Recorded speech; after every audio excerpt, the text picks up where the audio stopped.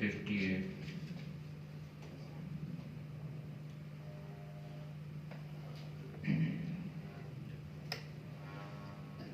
آیت نمبر 58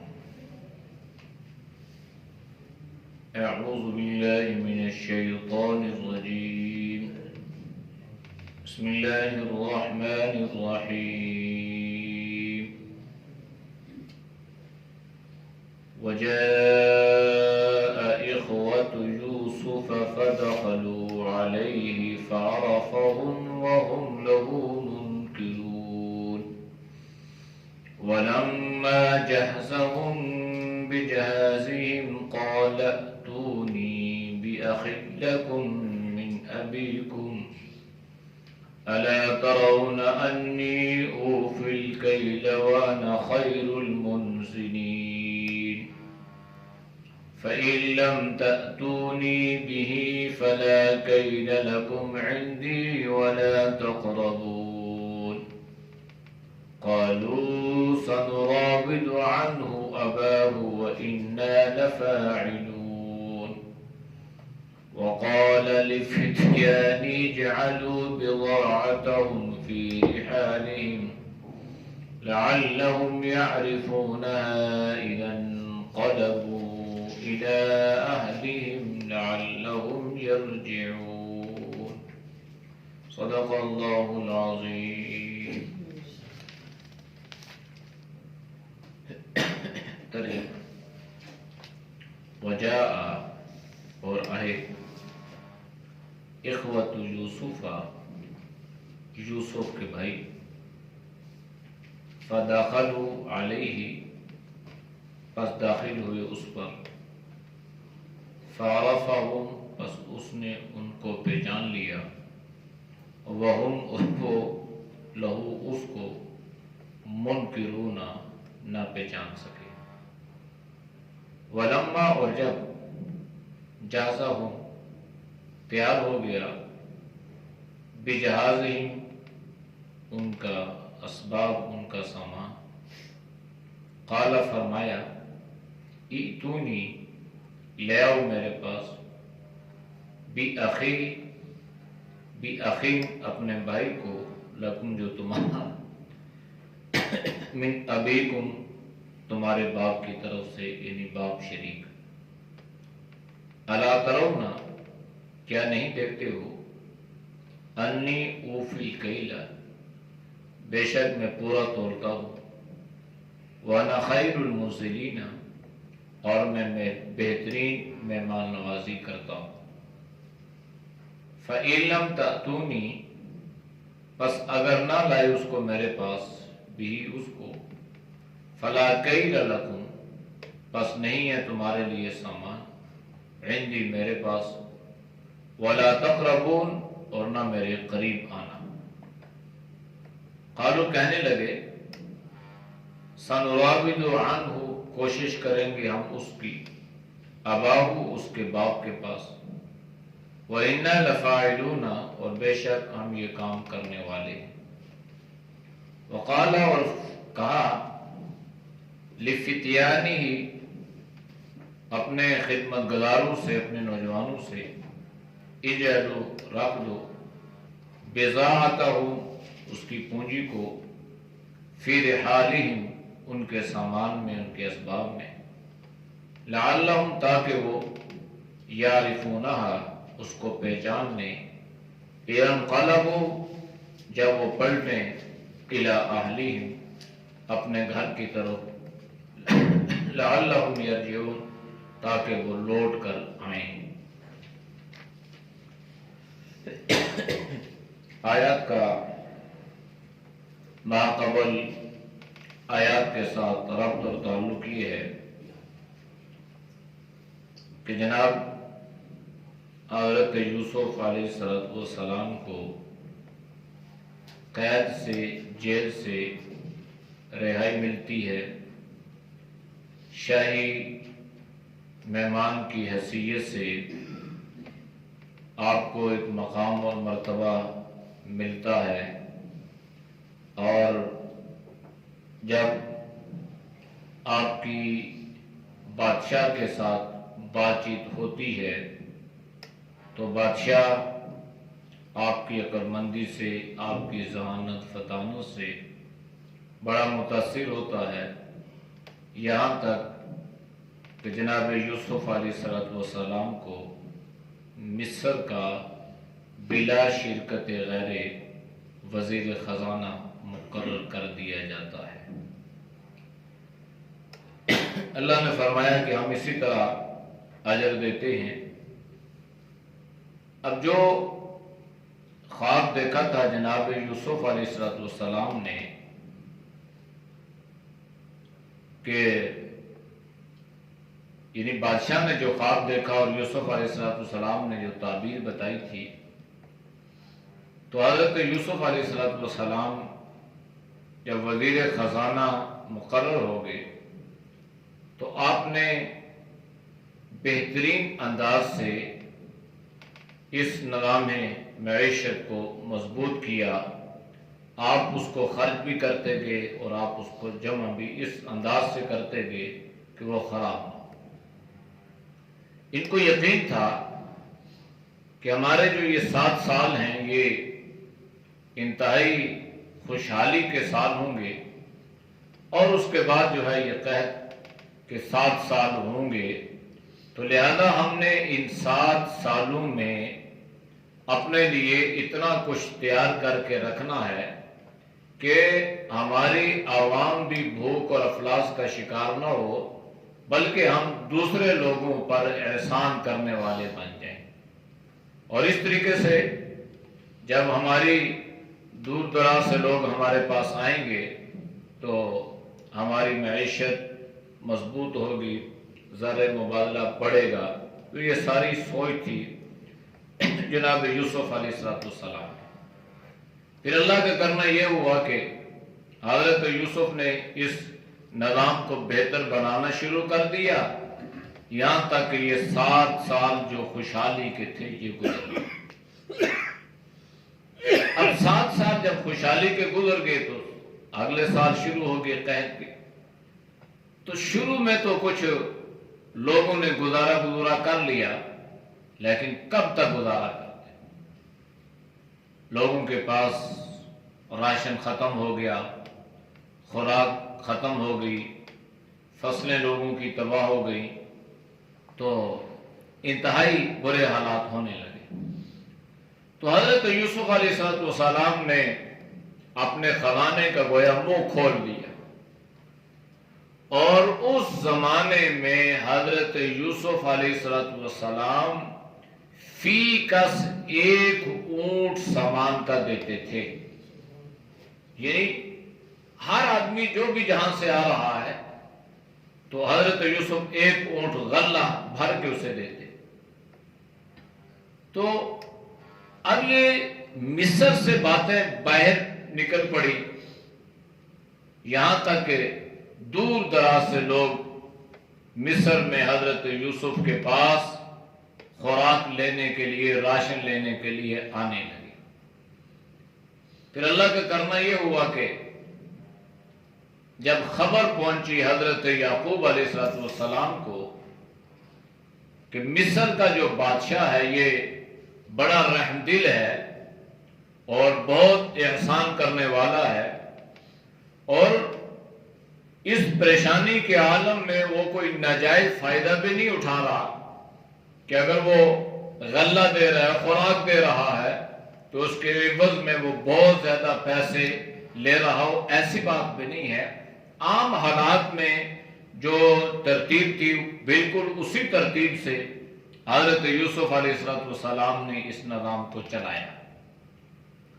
تو یعقوب علیہ السلام کو خبر ہوئی تو حضرت یعقوب علیہ السلام نے بھی کہا کہ بھائی ایسا کرو کہ آپ لوگ بھی جاؤ۔ اب عرصہ کتنا گزر چکا ہے، یہاں تک کہ حضرت یوسف علیہ السلام کو اللہ نے نبوت بھی عطا کر دی۔ وہ 7 سال کے عرصے میں جدائی ہوئی تھی، اور ابھی 40 سال یہ ہو چکے ہیں، اور اوپر بھی کچھ عرصہ گزر چکا ہے، یعنی 35-40 سال کے بعد یہ حضرت یوسف علیہ السلام کے جو بھائی ہیں یہ مصر میں آتے ہیں خوراک لینے کے لیے. تو جب یہ آئے نا تو حضرت یوسف علیہ السلام نے دیکھا تو حضرت یوسف فوراً پہچان گئے، لیکن وہ حضرت یوسف کو پہچان نہ سکے. یعنی انسان کا دھیان بھی نہیں جاتا نا کہ ایک آدمی کو مارنے کے اسباب اور اس کے لیے کسی گمنام کنویں میں اس کو پھینک دینا، پھر کسی مسافر کی تلاش کہ کوئی مسافر آئے اور اس کو لے کے کہیں چلا جائے، اور ایسا گمنام بچہ کس طرح ترقی کرتے کرتے کسی بڑے اعلیٰ منصب پر یا بڑے مقام اور مرتبے پر پہنچ سکتا ہے، یہ تو انسان سوچ بھی نہیں سکتا، تصور بھی نہیں کر سکتا. تو اس لیے انہوں نے پہچانا بھی نہیں ہے، تصور بھی نہیں کیا کہ ہمارا بھائی جو ہے یہ ترقی کرتے کرتے اللہ نے اس کو یہاں تک پہنچا دیا ہوگا. ان کے تو وہم میں، خیال میں، تصور میں یہ بات نہ گئی، لیکن حضرت یوسف ان کو پہچان گئے کہ یہ میرے بھائی ہی ہیں. چنانچہ قرآن نے ذکر فرمایا وجاء، اور آئے اخوۃ یوسف، یوسف کے بھائی، فدخلوا علیہ، یوسف پہ داخل ہوئے، یعنی یوسف کے پاس آئے. فعرفہم، حضرت یوسف نے ان کو پہچان لیا. وہم لہ منکرون، اور وہ یوسف کو پہچاننے سے انکاری تھے. انکاری سے مراد یہ نہیں ہے کہ وہ انکار کر رہے تھے کہ یہ ہمارا بھائی نہیں ہے، بلکہ اس سے مراد یہ ہے کہ وہ بالکل ایسے تھے جیسے یہ حضرت یوسف ان کے لیے کوئی اجنبی ہے. اور بات بھی یہی تھی کہ حضرت یوسف کی 7 سال کی عمر سے ابھی یہ جوانی اور 40 سال سے زیادہ کا عرصہ، اور ادھر جو وہ تھے وہ تو اس وقت بھی بڑے تھے اور اب یہ اور بڑے ہو گئے، کیونکہ عمریں تو ان لوگوں کی اس وقت کافی لمبی ہوا کرتی تھی. تو حضرت یوسف نے ان کو پہچان لیا، لیکن وہ لوگ پہچاننے سے قاصر تھے. معاملات ہوئے ان کے، سامان دیا لیا، لیکن حضرت یوسف نے اپنی تسلی کے لیے ان سے کچھ سوالات بھی کیے، اور اس انداز سے سوال کیے کہ انہیں کوئی شک اور شبہ بھی نہ ہو. ان سے پوچھا کہ آپ لوگ مصر کے تو نہیں لگتے؟ کہنے لگے ہم مصر کے نہیں ہیں، ہم کنعان کے رہنے والے. اچھا بھائی، ہمیں کیا خبر ہے کہ آپ شریف ہیں یا شریف نہیں ہیں، یا کوئی جاسوس بن کر ہمارے ملک میں داخل ہوئے اور ہمیں کوئی آپ نقصان پہنچا دے، یا خدا نہ خواستہ کوئی چوری کرنے کے لیے یا کوئی ڈاکہ ڈالنے کے لیے، ہمیں تو اس کا کوئی اندازہ نہیں ہے. وہ کہنے لگے ہم شریف لوگ ہیں. بھائی شرافت کی کیا دلیل ہے؟ کہنے لگے ہمارا باپ نبی ہے اور ان کا نام ہے حضرت یعقوب اور ہم ان کی اولاد ہیں. اچھا، تو ان کو 10 اونٹ غلے کے دے دیے. اب ہر فرد کو ایک اونٹ جو تھا نا وہ ملتا تھا، اور اس کے عوض میں جو یہ جمع پونجی، کوئی سکے، کوئی اشرفیاں، کوئی سونا یا کوئی ایسی چیز جو تھے وہ لاتے اور یہ دیتے اور اپنے ضروریات زندگی کا سامان لے کر جاتے تھے. اب ہوا یوں کہ جب حضرت یوسف نے ان سے وہ جمع پونجی لے لی جو کچھ انہوں نے دیا، اور ان کو 10 اونٹ سامان کے غلے کے دے دی. اب انہوں نے کہا کہ آدمی تو بڑا شریف لگتا ہے، تو ایسا کرتے ہیں کہ ہم اس سے کہتے ہیں کہ بھائی ہمارا ایک بھائی اور بھی ہے اور وہ اپنی باپ کی خدمت میں ہے، اس نے ہمارے ساتھ اس کو بھیجا نہیں ہے، اس لیے کہ اس کے بھائی کو بھیڑیے نے کھا لیا تھا. اب یہ کہنے لگے حضرت یوسف علیہ السلام کے سامنے کہ اس کو اس لیے نہیں بھیجا، چھوٹا تھا، تحفظات تھے ہمارے باپ کو، لیکن اگر آپ مہربانی کریں تو آپ اس کے حصے کا اونٹ بھی ہمیں دے دیں، کہ نہیں اتنا غلہ ہمیں اور دے دیں اسے۔ تو اب ہوا یہ کہ حضرت یوسف نے کہا کہ بھائی یہ تو ہمارا ضابطہ نہیں ہے، یہ ہماری جو حاضر ہوگا اسے ہی ملے گا، لہذا اگر تمہارا کوئی باپ شریک بھائی ہے نا تو اس کو بہرحال لے کے آنا پڑے گا، صورت جو بھی تم بنا سکتے ہو بناؤ، لیکن اسے لے کے آنا پڑے گا۔ اب ہوا یوں کہ وَلَمَّا جَهَزَهُمْ بِجَهَازِهِمْ، جب ان کا سامان تیار ہو گیا اور ان کے اسباب کو کجاوے میں اونٹ پہ رکھ دیا گیا، تو حضرت یوسف نے ان سے کہا کہ بھائی قال، فرمایا ائتونی بِأَخٍ لَكُم مِّنْ أَبِيكُمْ، تم نے اپنے باپ شریک بھائی کو میرے پاس لازمی لے کے آنا ہے، تمہارا باپ شریک بھائی ہے نا اس کو لازمی لے کے آنا ہے۔ اور حالانکہ صورتحال یہ ہے کہ دیکھو الا ترون انی اوفی الکیل وانا خیر المنزلین، کہ ہم کس طرح انصاف سے کام لیتے ہیں، پورا سب کو برابر برابر دے رہے ہیں، اور ہمارے دربار میں جو آتا ہے ہم اس کی بڑی مہمان نوازی کرتے ہیں۔ تو لہذا آپ کو بھی چاہیے کہ آپ ہماری اس بات پر عمل کریں اور اپنے باپ شریک بھائی کو ہمارے پاس لے کر آئیں۔ اب ساتھ ایک ترغیب ہوتی ہے نا، ترغیب دینا، اور ایک ترغیب ڈرانا، وعید سنانا، جس کو آپ اپنے الفاظ میں کہتے ہیں دھمکی دینا۔ حضرت یوسف نے فرمایا فَإِن لَّمْ تَأْتُونِي بِهِ فَلَا كَيْلَ لَكُمْ عِندِي وَلَا تَقْرَبُونِ، یہ بھی سن لو اگر تم اس کو میرے پاس لے کر نہیں آؤ گے تو تمہیں پھر دوبارہ کوئی راشن، کوئی سامان نہیں ملے گا، تمہارے لیے کوئی ایسی چیز نہیں ہے، اور سامان تو دور کی بات ہے، تم میرے پاس مت آنا، وَلَا تَقْرَبُونِ، میرے نزدیک نہ آنا، تمہیں قریب آنے کی اجازت نہیں ہے، ہاں شرط یہ ہے کہ تم اپنے باپ شریک بھائی کو میرے پاس لے کر آؤ۔ تو انہوں نے جواب دیا، قالو، کہنے لگے سنراود عنہ اباہ، ہم اپنے باپ سے اس کی درخواست کریں گے، سنراود عنہ اباہ، ہم ان قریب اپنے باپ سے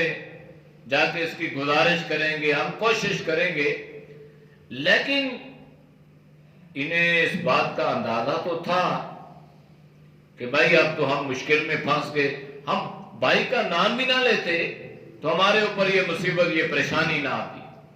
اب اگر ہم دوبارہ آئے اور بھائی کو نہ لے کر آئے تو بھی ہمیں یہاں دربار میں رسائی نہیں ہوگی، اور اگر ہم آئے تو بھائی کو کیسے ہمارا باپ بھیجے گا؟ ایک سوراخ سے مومن دوبارہ ڈھانسا نہیں جاتا، اب ہم کیا کریں؟ اب بیچارے بڑے پریشان ہیں، اور اسی پریشانی کے عالم میں ایک دوسرے سے مشورہ بھی کر رہے ہیں، اور اسے بھی کہہ رہے ہیں کہ وَإِنَّا لَفَاعِلُونَ، آپ فکر نہ کریں، ہم یہ کام کریں۔ اب انہوں نے یہ سوچا کہ بھائی یہ جو اس بادشاہ نے، وزیر نے ہم سے بھائی کا مطالبہ کیا، یہ اس وجہ سے کیا ہے نا کہ اسے اس بات کا یقین ہو جائے کہ ہم نے ان کے دربار میں سچ بولا، جھوٹ نہیں بولا۔ انہوں نے کہا تھا نا کہ ہمارا ایک اور بھائی بھی ہے، تو انہوں نے فرمایا ٹھیک ہے، اگر ہے تو اس کو لے کے آؤ۔ اب حضرت یوسف علیہ السلام کو یقین تھا کہ بھائی تو ہے، لہذا اس کے آنے کا سبب تو کوئی ہونا چاہیے، اور اللہ کا کرنا یہ ہوا کہ انہوں نے خود ہی ذکر کر دیا کہ ہمارا بھائی بھی ہے، میں راشن دو۔ تو اب یہ اس میں ہے کہ بھائی اگر ہم نہ لائے تو پھر بادشاہ ہماری بات پہ یقین نہیں کرے گا، ہماری رسائی نہیں ہوگی، اس نے تو ہمیں یہ کہہ دیا واضح طور پہ کہ پھر مت آنا اور میرے نزدیک مت آنا۔ تو لہذا بادشاہ کو یقین دہانی بڑی ضروری ہے تاکہ اسے ہماری بات پہ یقین ہو جائے کہ ہم نے آپ کے دربار میں آپ سے سچ بولا، جھوٹ نہیں بولا۔ تو کہنے لگے کہ ہم عرض بھی کریں گے، درخواست بھی کریں گے، اور یہ کام ہم کرنے والے ہیں۔ یعنی کوئی نہ کوئی چکر تو ہم نے پہلے بھی چلایا تھا، اب بھی کوئی چکر چلائیں گے اور ہم اس کو لے کر آئیں گے۔ وقالا، اب سامان تیار ہو گیا، بالکل جس طرح کوئی آپ یہ سمجھیں کہ توڑا جو ہوتا ہے، تھیلا جو ہوتا ہے، اس میں ان کا راشن بنا دیا گیا، رکھ دیے گئے، بھائی آپ کا 10 آپ کے پیکٹ ہیں، 10 آپ کی بوری ہیں، یہ آپ۔ اب جب سامان تیار ہو گیا نا، تو انہوں نے سامان کے عوض، سامان کے بدلے میں جو کچھ حضرت یوسف کو دیا تھا، حضرت یوسف نے وقالا، اور فرمایا حضرت یوسف نے لفتیانی، اپنے نوجوانوں سے، یعنی جو اس خدمت پر مامور تھے نا، ان خدمت گزاروں سے کہا کہ بھائی اجعلوا بضاعتهم فی رحالہم، اب انہوں نے یہ جو چیز دی ہے نا، جو تجوری دی ہے، اس کو ان کے سامان کے درمیان میں اس طریقے سے رکھ دو کہ انہیں خبر نہ ہو۔ جب یہ گھر جائیں، سامان جا کے کھولیں گے تو ان کے سامنے یہ چیز کہ بھائی یہ تو ہمارا ہی سکے ہیں، یہ تو ہمارا ہی سونا چاندی ہے، ہم نے تو انہیں دے دیا تھا، لیکن یہ کیسے ہمارے پاس دوبارہ آ گیا۔ اس پر بھی علماء مفسرین نے بڑی حکمتیں بیان فرمائی ہیں، اور یہ بھی ہے کہ حضرت یوسف علیہ السلام نے یہ اتنے آدمیوں کا خلہ جو تھا نا، راشن جو تھا، اس کے پیسے حضرت یوسف نے خود اپنی تنخواہ سے خزانے میں جمع کروا دیے، اور بھائیوں سے حضرت یوسف نے پیسے لینا گوارا نہ کی۔ اب ایک طرف تو بھائی کیا کر رہے ہیں، موت کو دعوت دے رہے ہیں، جانی دشمن بن چکے ہیں، اور دوسری طرف اللہ کا کرنا اور اللہ کا نظام دیکھیں کہ آج وہی بھائی ان سے پیسے بھی نہیں لے رہا، سامان بھی دے رہا ہے اور پیسے بھی واپس کر رہا ہے، اور صورتحال یہ ہے کہ انہیں اس بات کا احساس بھی نہیں ہو رہا کہ یہ پیسے ہمارے واپس آ رہے ہیں۔ اس لیے کہ جب یہ پیسے واپس جائیں گے، کھولیں گے، پہچان لیں گے، تو باپ کے سامنے اس کا ذکر ہوگا، تذکرہ ہوگا، تو لازماً ان کے باپ ان سے یہ کہیں گے کہ بھائی یہ تو امانت تھی، یہ کسی طریقے سے واپس آ گئی ہے، یا خدا نہ خواستہ تم نے کوئی اس کو چرا لیا ہے، ورنہ اگر وہ پیسے واپس کرتے تو آپ کو بتاتے کہ بھائی میں آپ سے پیسے نہیں لیتا، آپ لے جاؤ۔ اگر یہ کہتے تو راز کھل جاتا۔ اور مفسرین نے لکھا ہے کہ اللہ کی حکمتیں ہوتی ہیں نا، اب انسان سوچ سکتا ہے کہ حضرت یوسف اپنے باپ سے جدا ہوئے، آتے آتے جوان بھی ہو گئے، تو آخر کسی طریقے سے یہ اپنے باپ تک خبر تو پہنچا سکتے تھے۔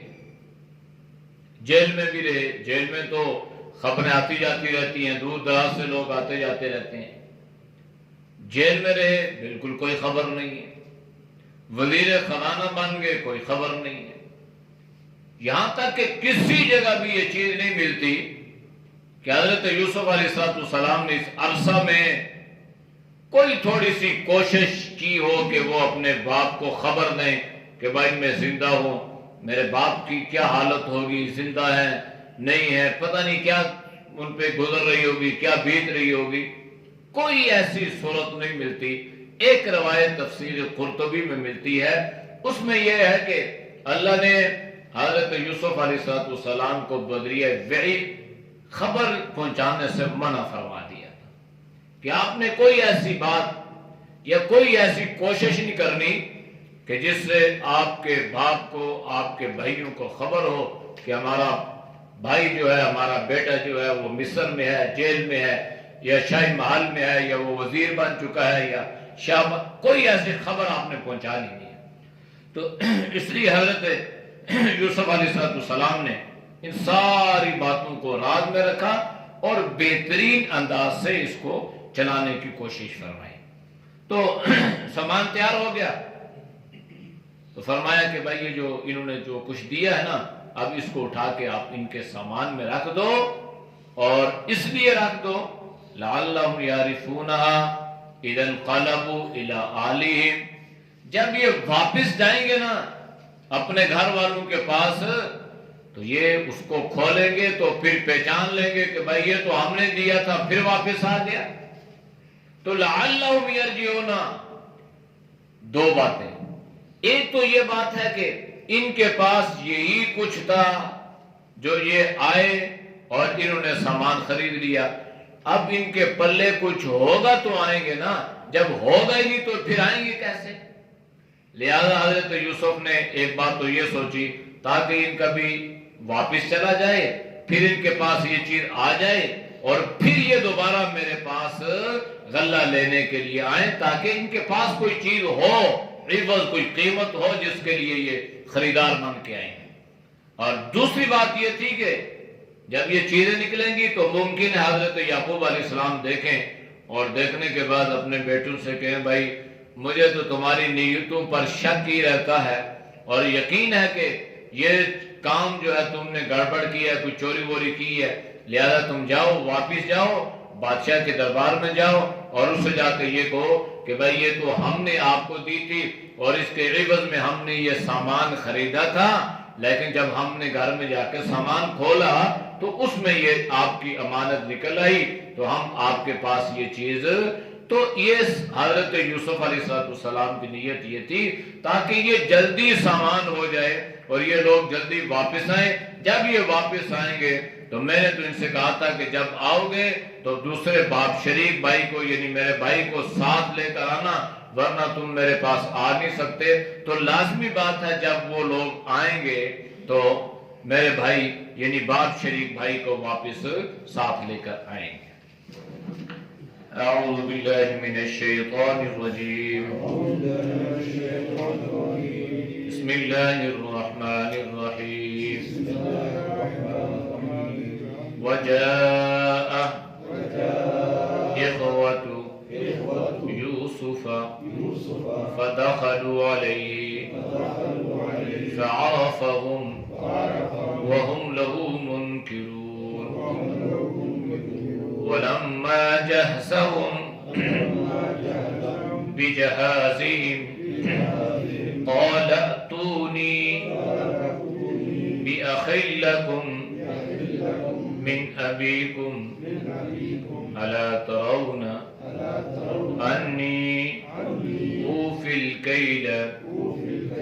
وأنا خير المنزلين، فإن لم تأتوني به فلا كيل لكم عندي ولا تقربون، قالوا سنراود عنه أباه وإنا لفاعلون، وقال لفتيانه اجعلوا بضاعتهم في رحالهم لعلهم يعرفونها إذا انقلبوا إلى أهلهم لعلهم يرجعون۔ الحمد لله رب العالمين والعاقبة للمتقين والصلاة والسلام على خير خلقه محمد وعلى آله وصحبه أجمعين۔ یا اللہ ہم سب اس غلط بھی گناہوں کو معاف فرما، یا اللہ گناہوں سے حفاظت فرما، یا اللہ نیک اعمال کی توفیق نصیب فرما، یا اللہ برے اعمال سے، برے خیالات سے، برے راستوں سے اللہ تو ہم سب کی حفاظت فرما، یا اللہ تو ہم سب کو دین کی سمجھ عطا فرما، یا اللہ دین پر چلنا ہم سب کے لیے آسان فرما، یا اللہ تو ہمیں ایک دوسرے کی محبت عطا فرما، یا اللہ بغض سے، حسد سے، کینہ سے، نفرتوں سے، قدورتوں سے اللہ ہماری حفاظت فرما، یا اللہ جتنے دوست اللہ بزرگ تیری رضا کے لیے درس قرآن سنتے ہیں اللہ ان کے سننے کو قبول فرما، یا اللہ تو سب کی جان میں، مال میں، ایمان میں، صحت میں اے اللہ برکتیں عطا فرما، ہر پریشانی سے، ہر مصیبت سے، ہر آفت سے، ہر امتحان سے، ہر شر سے، ہر فتنہ سے اللہ تو ہم سب کے حفاظت فرما، یا اللہ ہمارے مال بچوں کی حفاظت فرما۔ صلی اللہ تعالی علی نبی وعلی آلہ وصحبہ اجمعین برحمتک یا ارحم الراحمین۔